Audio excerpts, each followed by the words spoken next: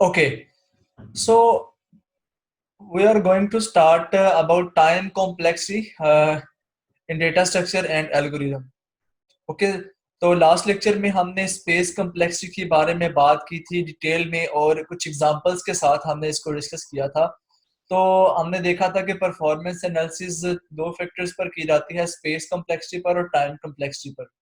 तो space complexity वाला part last lecture तक था। आज के लेक्चर में टाइम कम्प्लेक्सिटी को डिस्कस किया जाएगा। हर एल्गोरिदम जो है ना, वो एग्जीक्यूट होने के लिए कोई ना कोई टाइम लगाता है, यानी कि जो इंस्ट्रक्शंस हैं किसी भी एल्गोरिदम की या एल्गोरिदम में जो टास्क हैं, वो एग्जीक्यूट होने के लिए कोई ना कोई टाइम लगाएंगे। ठीक है। So every algorithm required some amount of computer time to execute its instruction to perform the task. ठीक है। This computer time required is called time complexity.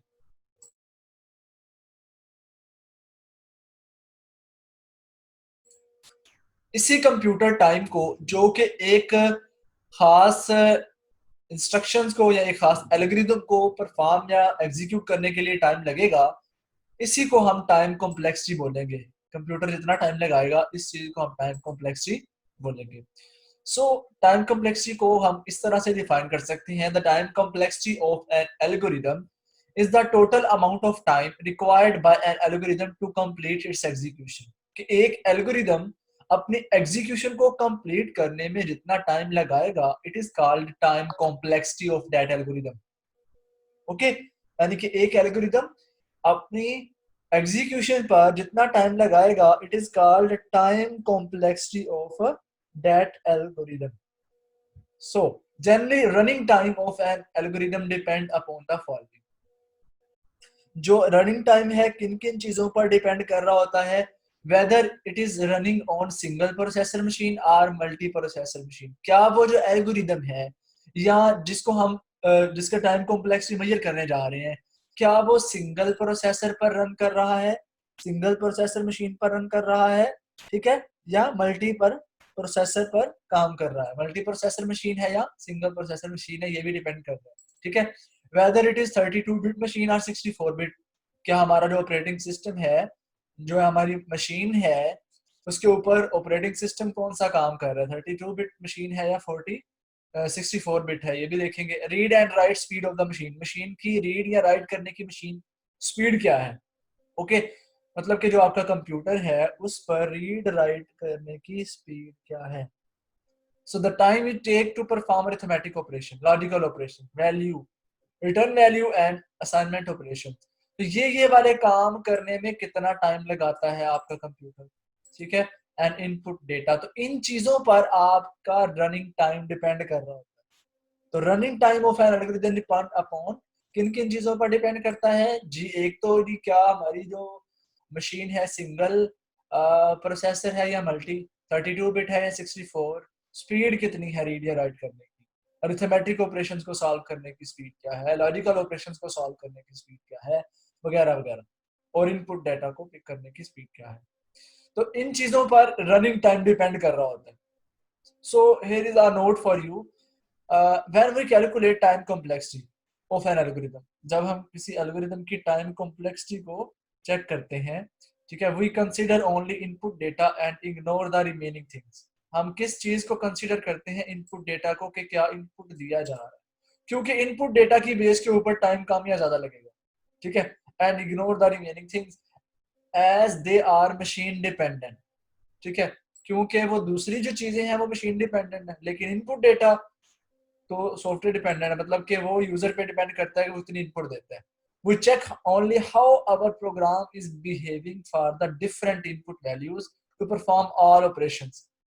कहते चेक ये करना होता है कि हमारी मशीन मुख्तलिफ इनपुट वैल्यू में कैसा काम कर रही है। मतलब इनपुट पहले मैंने फॉर एग्जांपल दी 2, ठीक है, एक वैल्यू है 2, 2 मैंने इनपुट दी तो क्या काम करेगी, इनपुट बढ़ाता जाऊंगा 3 4 5 6 7, तो कैसे टाइम कॉम्प्लेक्सिटी में, क्या रनिंग टाइम में क्या डिफरेंस आ रहा है। तो ये डिपेंड करता है बेसिकली इनपुट डेटा पर। ठीक है।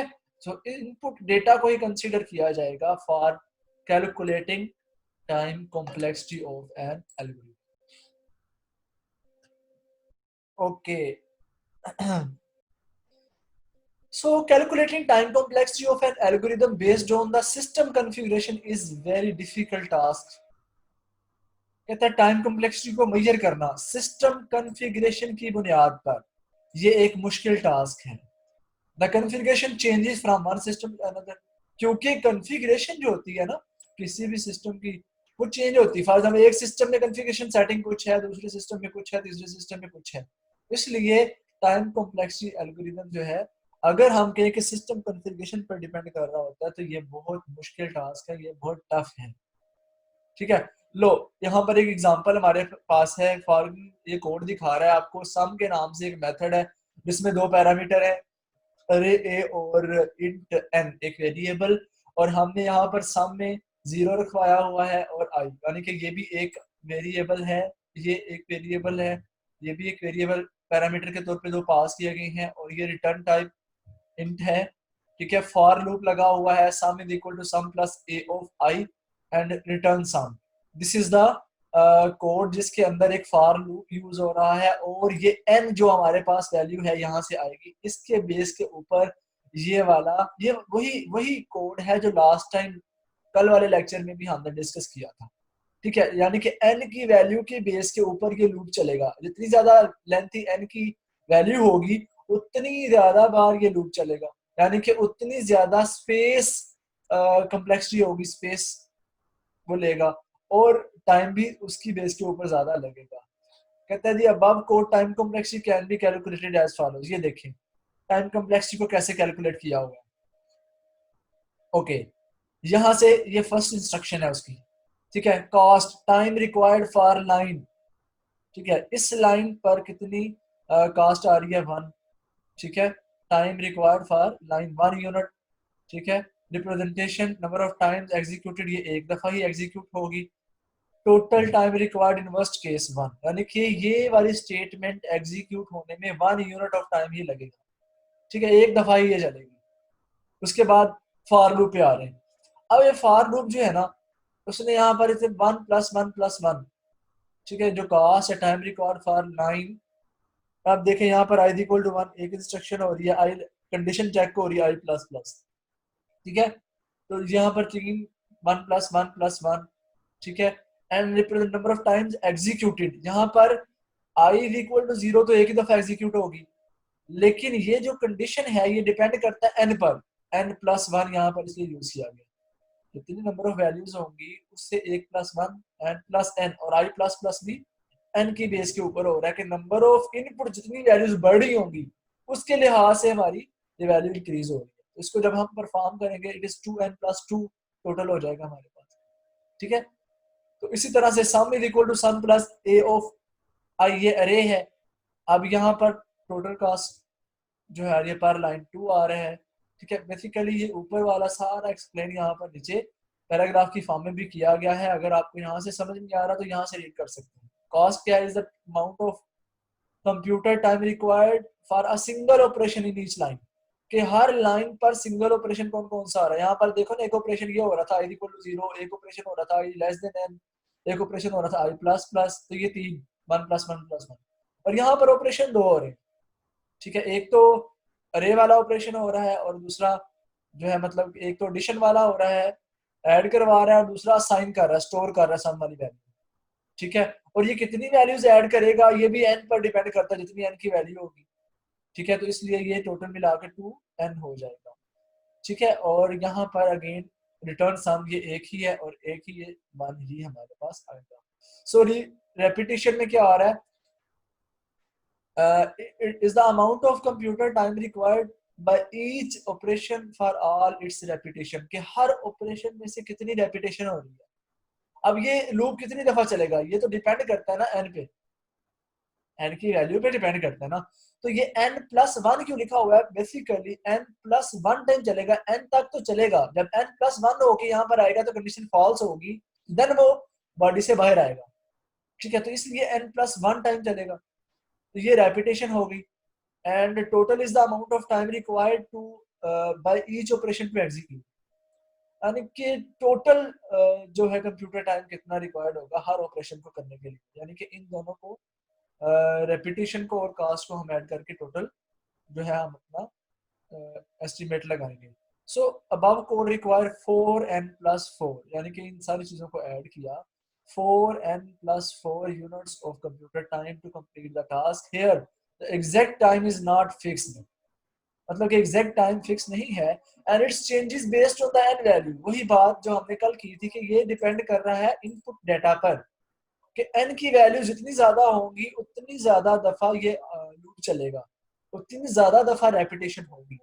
सो if we increase the N value then it times required also increase linearly. So इसके लिहाज से इसकी कास्ट और रेपिटेशन भी इंक्रीज होती चली जाएगी और इसके बरक्स हमारा टाइम भी इंक्रीज होगा, overall time. Just a minute, अजान हो रही है, अजान हो रही है।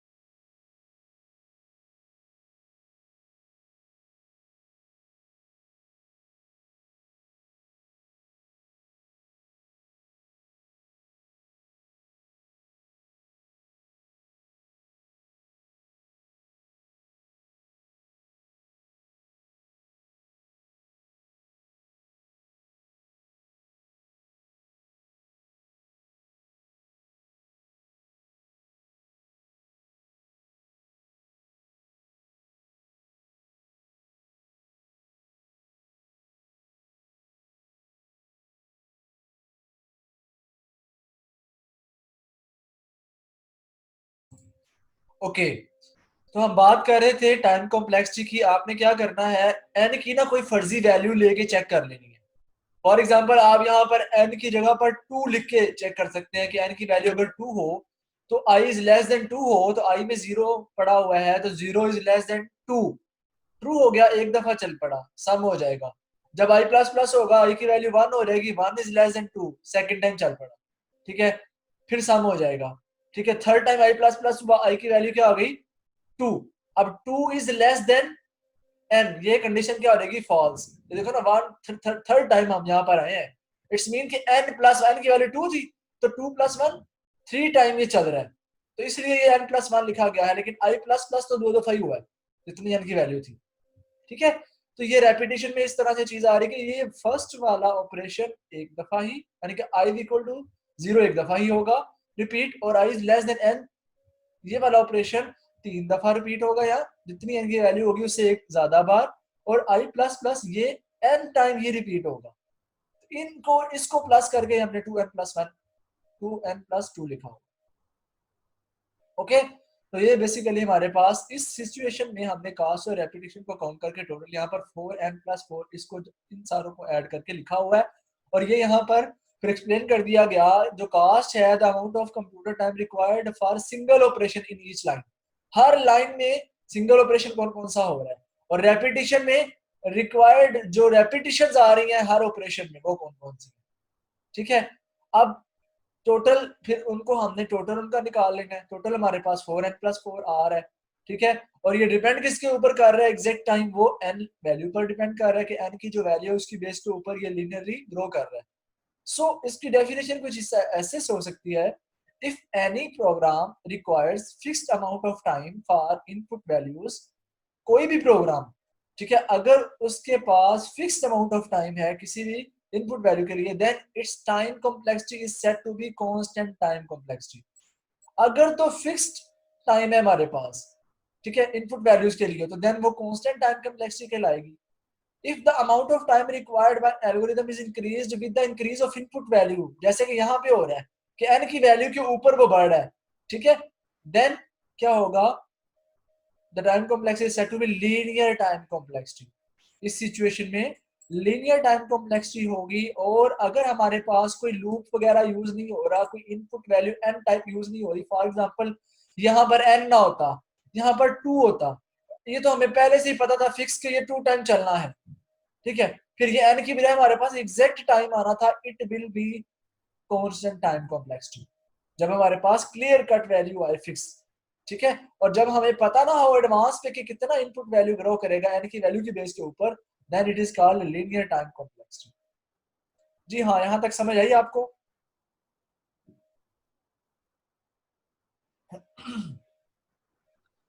कोई क्वेश्चन है सर तो? लीनियर टाइम कॉम्प्लेक्सिटी दोबारा बताएगा। लीनियर टाइम कॉम्प्लेक्सिटी वो वाली टाइम कॉम्प्लेक्सिटी है जिसकी वैल्यू, ठीक है, जिसका मतलब कि जो टाइम है या जिसकी टाइम कॉम्प्लेक्सिटी जो है वो इनपुट वैल्यू के ऊपर बढ़ रही होती है, ठीक है, algorithm is increased with the increase of input value, ये मेन चीज है इसमें। और कांस्टेंट टाइम कॉम्प्लेक्सिटी क्या है कि इनपुट वैल्यूज फिक्स हो, जब fix amount of all input values. अब देखो यहाँ पर इनपुट वैल्यू फिक्स नहीं है, यहाँ पर इनपुट वैल्यू n पर डिपेंड कर रही है, तो n हमें n2 हो सकता है, 3 4 5 कुछ भी हो सकता है, फिक्स तो नहीं है ना। अगर यहाँ पर n की वैल्यू 2 दे दी जाए तो फिर 2 फिक्स है कि ये 2 टाइम ही चलेगा, ठीक है, तो वो फिर कांस्टेंट टाइम कॉम्प्लेक्सिटी आ जाएगी। Okay,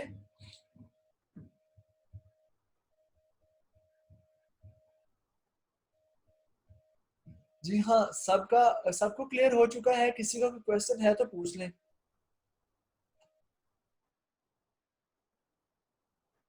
no question?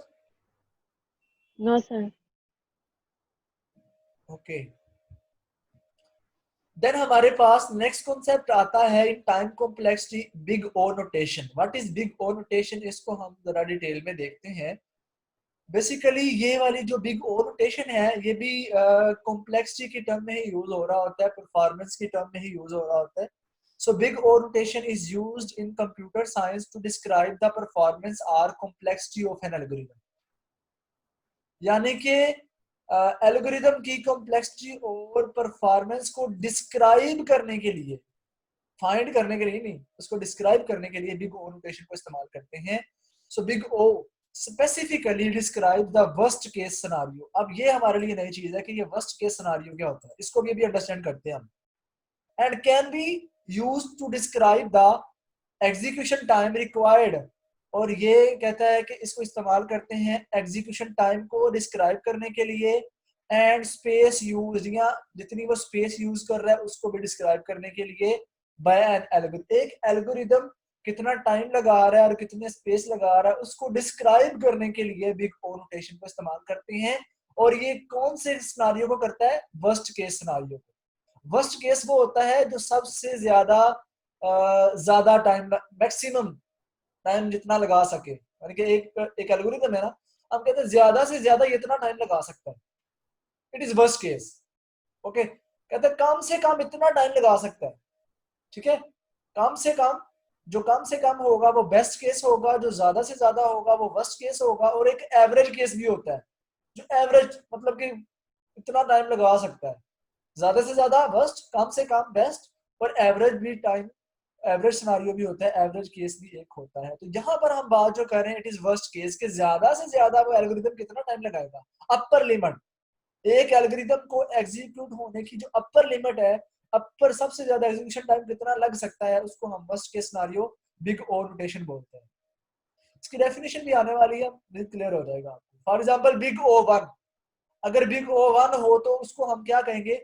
Big O one अगर है तो describe the algorithm that will always executed same time, ठीक है, यानी कि हर दफा वो कांस्टेंट टाइम में एग्जीक्यूट हो रहा है regardless of size of the input set, input और साइज को ध्यान में ना रखते हुए। फॉर एग्जांपल ये देखें, अब ये एक कोड है, इसमें कितनी ऑपरेशन हो रहे हैं?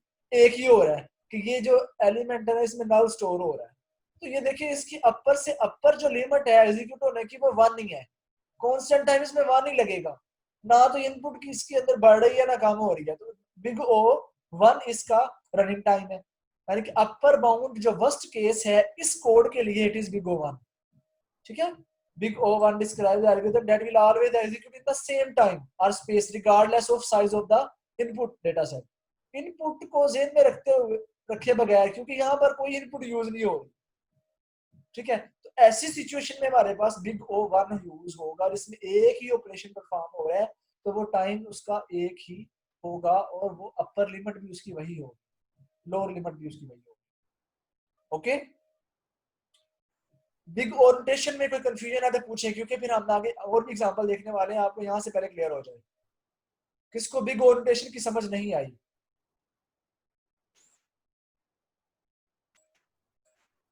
जी मैं क्वेश्चन पूछूं आपसे, बिग ओरिएंटेशन क्या है, कौन बताएगा? हमाद, मिस्टर हमाद आप बताएं बिग ओरिएंटेशन क्या है अभी जो मैंने बताया।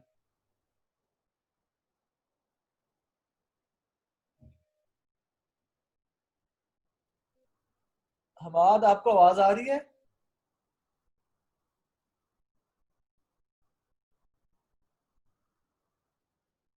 हेलो, क्या मेरी आवाज आ रही सबको? Yes sir. यस सर, आ रही है। ये हमाद को नहीं आ रही शायद।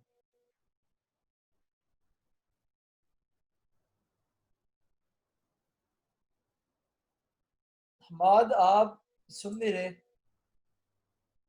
ओके, नेक्स्ट मूव करता हूं मैं। सैयदा सबाहत आप बताएं कुछ समझ आया बिग ओरिएंटेशन का?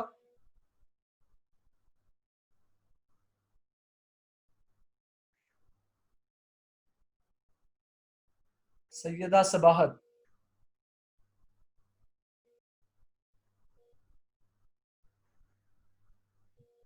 ये आप लोग आंसर क्यों नहीं कर रहे हैं? अगर आपको नहीं समझ आया मुझे बताएं, देखेंगे आप लोगों की बेहतरी के लिए आपसे पूछ रहा हूं मैं, तो आप कम्युनिकेशन किया करें, आप मुझसे क्वेश्चन किया करें, इस तरह तो आपकी लर्निंग नहीं होगी ना। उम्मे रुबाब आप बताएं। जी सर। बिग ओरिएंटेशन का क्या समझ आया आपको? सर ये एल्गोरिथम की परफॉर्मेंस और कॉम्प्लेक्सिटी को डिस्क्राइब करती है, और और इसमें वर्स्ट केस आंसर जो है ना वो डिस्क्राइब होता है। वर्स्ट केस सिनारियो क्या होता है? मेन चीज इसमें यही है, what is worst case scenario, worst case कैसे कैसे कहते हैं, मैं अभी बताया आपको, ये किसको कहते हैं?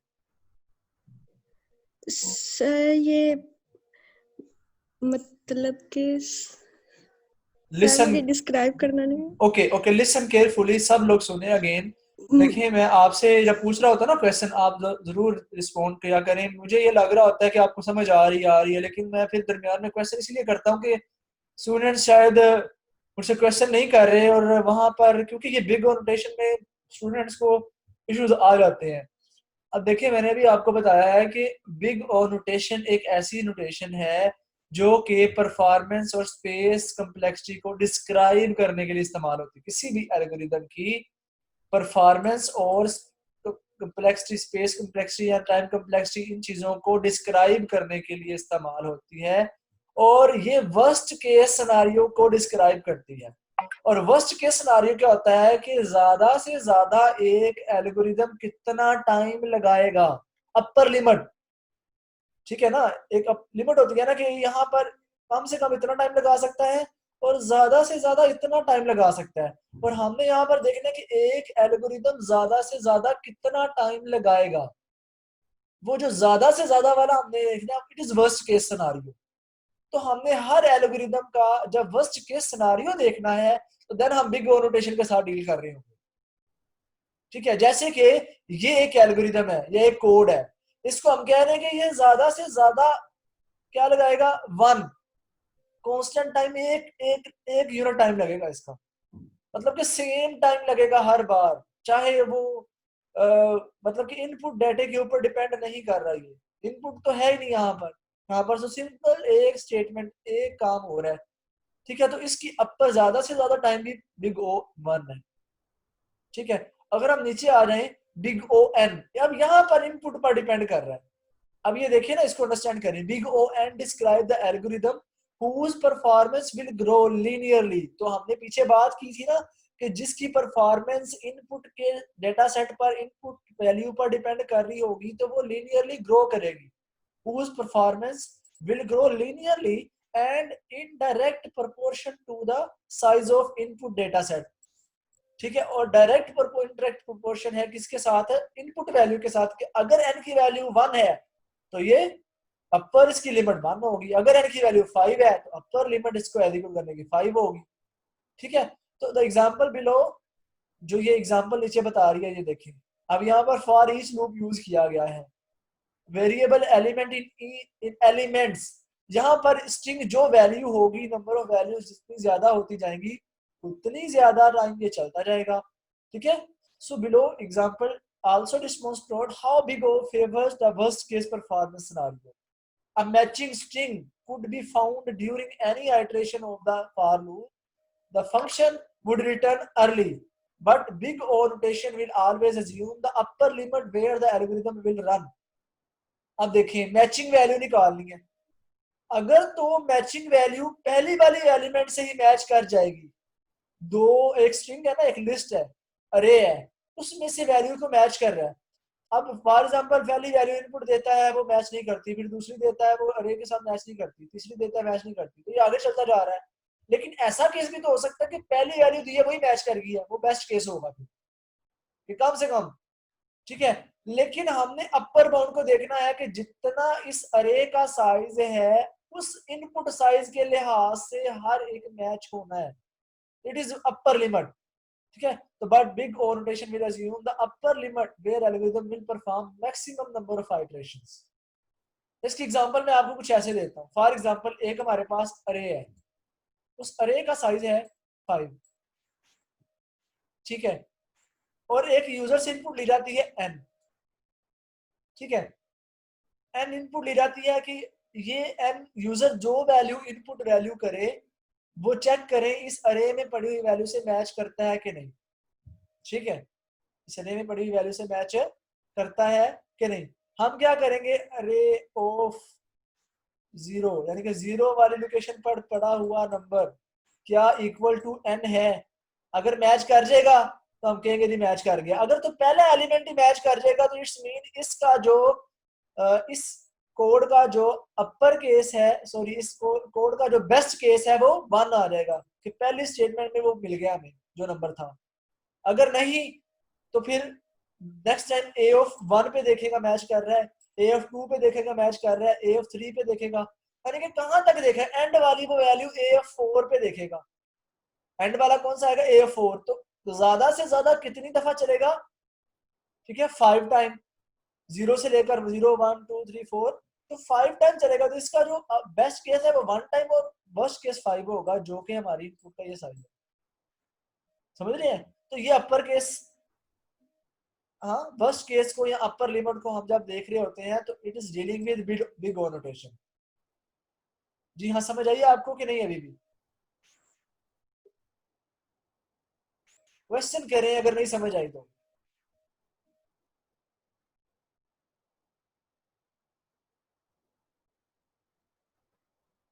No question? सर एक दफा रिपीट कर दे। अच्छा, एक और सिंपल एग्जांपल देता हूं आपको मैं। ठीक है, आप ना रियल वर्ल्ड की एग्जांपल देता हूं आपको। आप लाइब्रेरी में जाते हैं, बुक एक वहां से ढूंढनी है आपने। ओके, आपने वहां से क्या करना है, बुक ढूंढनी है आपने। और जो कंप्यूटर साइंस वाली जहां पर बुक्स पड़ी हुई है ना, उस बुक शेल्फ में आपको पता नहीं कितनी बुक्स पड़ी है।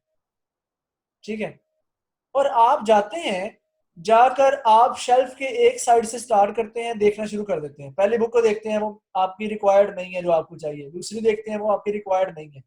तीसरी देखते हैं, वो आपकी रिक्वायर्ड नहीं है।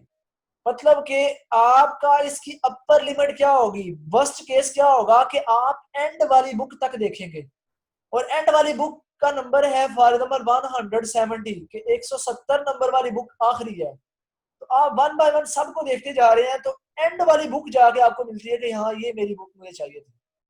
ठीक है, तो आपने 1 से लेकर 170 तक जो सारी बुक्स देखी, तो आपका ये जो टाइम लगा ये अपर बाउंड है, 170 ही लगना था। 170 से ऊपर आपका यूनिट टाइम नहीं लगना था, क्योंकि 170 से ऊपर की बुक है ही नहीं। तो वर्स्ट केस क्या होगा उस सिनारियो में? 170। ठीक है, तो इनपुट साइज क्या है? 170 बुक्स ही पड़ी हुई है। तो वर्स्ट केस किसके ऊपर डिपेंड कर रहा है? लीनियरली ग्रो किसके ऊपर कर रहा है? इनपुट साइज पर। और अगर आप जाते हैं और पहली बुक ही आपको मिल जाती है, 170 बुक शेल्फ में पड़ी हुई है, लेकिन आपको पहली बुक ही देखते हैं वही मिल जाती है जो है थी, जो आपको चाहिए थी, तो वो बेस्ट केस होगा कि 170 में से आपको पहले ही मिल रही है, कि उस एल्गोरिदम का वो बेस्ट केस है। और वर्स्ट केस क्या होगा? ज्यादा से ज्यादा कितना टाइम लगेगा? वो 170 एंड वाली लिमिट जो है। अब समझ आया आपको? बिग ओरिएंटेशन किसको डील करता है? यस सर, हो गया क्लियर। जो कि हमारी अपर लिमिट को डील कर रहा होता है किसी एल्गोरिदम के, ज्यादा से ज्यादा इतना टाइम लगेगा। और बेस्ट केस कम से कम, बेस्ट केस को तो हम यहाँ पर देख नहीं रहे, हम बेस्ट केस को जस्ट देख रहे हैं जो आपके कोर्स का हिस्सा है। वैसे मैंने बेस्ट केस का भी बता दिया कि बेस्ट केस कम से कम को डील करता है कि कम से कम कितना टाइम लगेगा। और बेस्ट केस को हम स्मॉल ओ, ये बिग ओ है ना, कैपिटल ओ है, स्मॉल ओ से रिप्रेजेंट करते हैं। तो यहाँ हम अपर लिमिट को देखने जा रहे हैं, क्योंकि टाइम कॉम्प्लेक्सिटी को जब देखना है तो अपर लिमिट को देखना है कि ज्यादा से ज्यादा टाइम कितना लग सकता है। ओके, आई होप सो आप क्लियर हो जाना चाहिए। जी सर, जी क्लियर है। अस्सलाम वालेकुम। जी वालेकुम सलाम। सर जी आपने ये बताया कि जो मैक्सिमम होगा उसमें अपर केस जो वर्ड्स होगा और जो मिनिमम नंबर होगा उसमें बेस्ट केस होगा, तो एवरेज में सर जी किस तरह होगा? वो सेंटर वाला पॉइंट पे आएगा या वो किस तरह? एवरेज में देखें, एवरेज में वो एवरेज किसको कहते हैं? रैंडमली कोई भी टाइम कॉम्प्लेक्सिटी आ रही है। फॉर एग्जांपल आपने जो फर्स्ट नंबर के लिए सर्च किया, एक बुक आप देख रहे हैं, एक बुक आप सर्च कर रहे हैं वो पहले नंबर पे मिल जाती है, वो बेस्ट केस आ गया जी। एक बुक आप सर्च कर रहे हैं वो एंड पे जा गया, एंड तक आप देखते हैं मिलती है, वो बेस्ट केस आ गया। और कुछ जी जी बुक्स ऐसी हो सकती हैं जो आप देख रहे हैं जो आपको जाकर कहीं पर मिल रही है, 50 नंबर पर मिल रही है, ठीक है, फिर यहाँ आपको जाके 100 नंबर पर मिल रही है, तो वो दरमियान में एवरेज केसेस आ रहे हैं। जी ओके सर। ओके, ठीक हो गया जी। ये आप देखिए ना, ये एक फार लूप है, और ये फार लूप बेसिकली एलिमेंट को मैच करने के लिए यूज कर रहा है, जहां पर ये एलिमेंट वैल्यू के साथ मैच कर जाए, रिटर्न कर दे। अब ये वाला एलिमेंट फर्स्ट में मैच करेगा तो वो बेस्ट केस होगा, लेकिन हमने देखना है कि टोटल एलिमेंट्स कितने हैं, जितने टोटल एलिमेंट्स हैं वो हमारी बेसिकली वर्स्ट केस होगा। तो ये एन हो सकते हैं। और एन स्केयर की बात करें अगर, वर्स्ट केस हमारे पास इस सूरत में क्या होगा? बिग ओ एन स्केयर कब होगा? Big O and square represent an algorithm whose performance is directly proportional to the square of the size of the input data।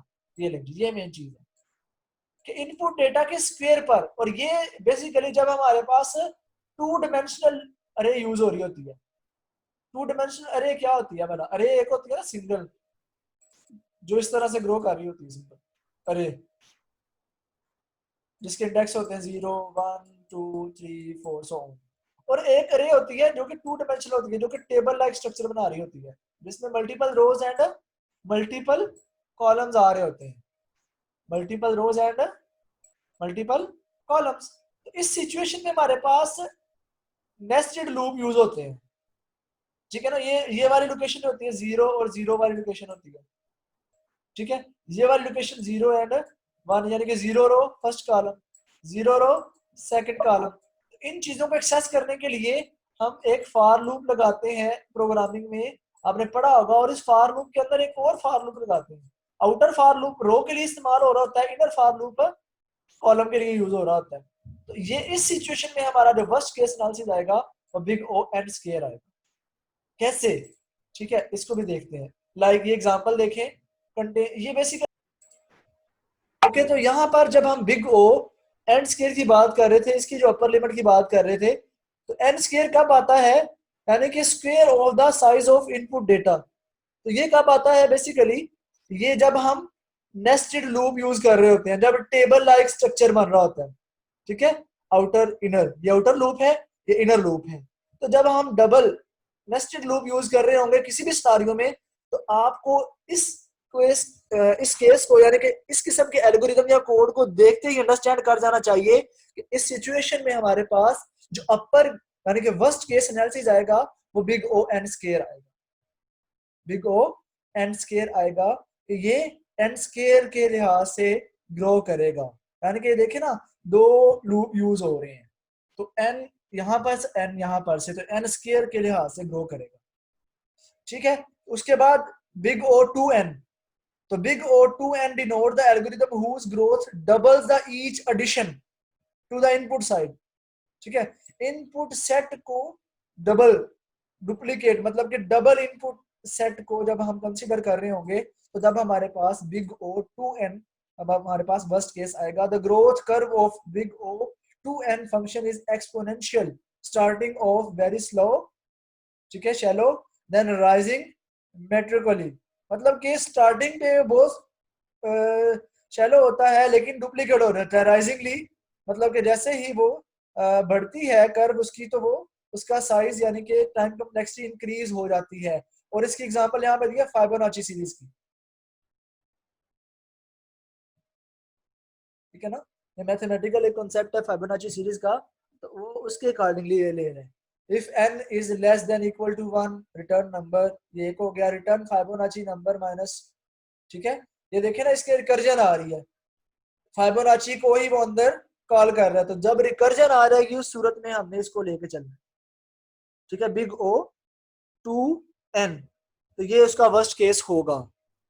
ठीक है, तो ये हमने जो वर्स्ट केसेस आज डिस्कस किए हैं ना, आपने करना क्या है, आपने ये सारे बिग O नोटेशन को और टाइम कॉम्प्लेक्सिटी को, ठीक है, इन डिफरेंट सिचुएशन में डिफरेंट एग्जांपल्स के साथ रिवाइज करना है। जो यहाँ लेक्चर में एग्जांपल्स हैं वो भी देखनी है, और इसके अलावा आपने गूगल से कुछ और एग्जांपल्स भी इसकी सर्च आउट करनी है कि बिग O 2n किन किन एग्जांपल्स के तहत वर्स्ट केस हो सकता है, बिग O एंड स्केयर किन किन एग्जांपल्स के तहत। और वहां पर आप देखेंगे कि जब भी डबल लूप आउटर और इनर लूप यूज हो रहा होगा तब big O and square use हो रहा होगा, जब भी रिकर्जन यूज हो रही होगी तब बिग O 2n यूज हो रहा होगा, और जब भी हमारे पास एक सिंगल लूप यूज हो रहा होगा तब हमारे पास बिग O n होगा, और जब भी हमारे पास linear statement single statement constant आएगी तो तब बिग O 1 यूज हो रहा होगा।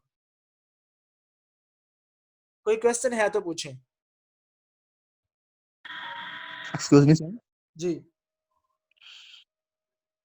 सर जी बोले। सर ये जो ना जी, ये जो बिग O 2n है ना, इसकी नहीं सर समझ आई, तो रिपीट कर दी काइंडली। रिकर्जन क्या होती है, रिकर्जन के बारे में बताएं। मैंने लास्ट टाइम बताया था आपको रिकर्जन किसे कहते हैं। जी सर, रिकरियन फंक्शन होता है द फंक्शन इन जो विच कॉल हाँ इटसेल्फ, जो खुद कॉल एग्जैक्टली करता जो खुद को है बार बार कॉल करता है। ना। ओके, तो ये देखिए ना, ये जी रिकरियन होती है। ये एग्जांपल है। अब फाइबोनाची इस फंक्शन का नेम है, और यही मेथड अपने अंदर ही फाइबोनाची को कॉल कर रहा है। ये देखें, पैरामीटर नंबर था ना, नंबर -2 करके और नंबर -1 करके, तो इट्स मीन जब रिकर्जन अकर होगी ना, तब फर्स्ट केस हमारे पास बिग O 2n आएगा, और वो ग्रो करेगा डबल ऑफ ईच एडिशन, ठीक है ना, whose growth doubles with each addition to input, यानी कि जैसे जैसे इनपुट डाटा में कुछ ऐड करते जाएंगे तो उसकी ग्रोथ डबल होती जाएगी। n की इनपुट आई है ना, हमने 2n कर दिया, ठीक है, मतलब n की इनपुट को डुप्लीकेट कर दिया। तो मतलब कि जब भी ये देखे ना, an example big O 2n function is the recursive calculation of Fibonacci numbers, तो रिकर्सिव फंक्शन के लिए आमतौर पर बिग O 2n इस्तेमाल होती है, ठीक है। और यहाँ पर आपने देखा जो बिग O n स्क्वायर था ना, इस तरह बिग O n क्यूब भी हो सकता है, बिग O n की पावर 4 भी हो सकता है। जब हम 3 लूप यूज कर रहे होंगे, एक लूप उसके अंदर एक और लूप उसके अंदर एक और लूप, 3 लूप आ रहेंगे तो बिग O n 3 आ जाएगा, और जब हम 4 नेस्टेड लूप यूज कर रहे होंगे तो बिग O n क्यूब आ जाएगा। जी हाँ, अब क्लियर हुआ कुछ। तो रिकर्सिव मेथड्स के लिए हम बिग O 2n यूज करेंगे, चूंकि ये number of input data set की बेस के ऊपर डबल हो जाता है, इसकी ग्रोथ डबल हो जाती है। क्योंकि ये देखिए ना, एक मेथड है, उसके अंदर हम मेथड के अंदर घुस गए हैं, उसके अंदर एक और मेथड कॉल आ गई फिबोनाची, उसके अंदर चला जाएगा, यानी कि वो एंड डेप्थ तक जाएगा, यानी कि नंबर ऑफ इनपुट ये था, उसके अंदर आगे नंबर ऑफ इनपुट पे जा रहा है, तो यानी कि ये बेसिकली ग्रेजुअली ग्रो कर रहा है, तो ये इनपुट साइज को डबल कर रहा है।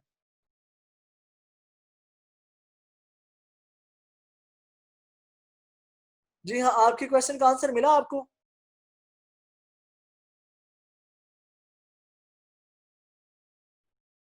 जी सर, और ये ना फिबोनाची जो सीरीज होती है इसके बारे में भी बता दें। यार ये प्रोग्रामिंग का कॉन्सेप्ट है, ये आप गूगल कीजिएगा Fibonacci, what is Fibonacci series, ठीक है? मतलब ये मैथ का कॉन्सेप्ट होता है। फिबोनाची सीरीज ये नंबर की सीरीज होती है। लेट मी चेक, मुझे भी अब एग्जैक्ट मैथ मेरा भी इतना स्ट्रॉन्ग नहीं है। ये प्रोग्रामिंग के कॉन्सेप्ट जो है ना, मैं आपको दिखा दूं चलो। यस सर, ये 0 से स्टार्ट होती है, 0 1 से जी हाँ, ये ना एक सीरीज सीरीज। है, यहाँ पर मैं लिखता हूँ फिबोनाची सीरीज, ये देखें। तो ये आपकी फिबोनाची सीरीज है, 0 1 1 2।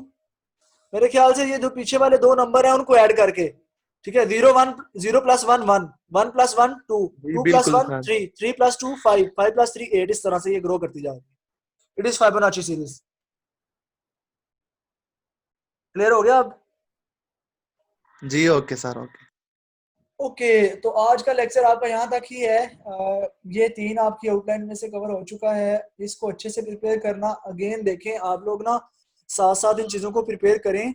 ये टॉपिक जो है ना, मैंने कल भी बताया था, कॉम्प्लेक्सिटी वाले, कॉम्प्लेक्स एनालिसिस और बिग ओ नोटेशन, ये एमफिल लेवल तक चलते हैं आपके। इनकी अभी से समझ होनी चाहिए। ये बिग ओ नोटेशन को आपने डीपली खुद भी इस लेक्चर को भी पढ़ना है, और इसके अलावा बहुत सी सिंपल एग्जांपल्स भी गूगल से मिल जाएंगी। आपने बिग ओ नोटेशन लिख कर गूगल में उसकी डिफरेंट एग्जांपल्स भी देखनी है। और यूट्यूब में भी आपने लिखना है what is big O notation. तो यूट्यूब में शॉर्ट वीडियोस आएंगे, 1 2 मिनट की, 2 3 मिनट की, तो वो आपको हेल्प आउट करेंगे। ठीक है, जी सर। ओके जी, आज के लिए इतना ही। अपना ख्याल रखिएगा, इंशाल्लाह आपसे बात होगी कल। अल्लाह हाफिज। अल्लाह हाफ़िज़।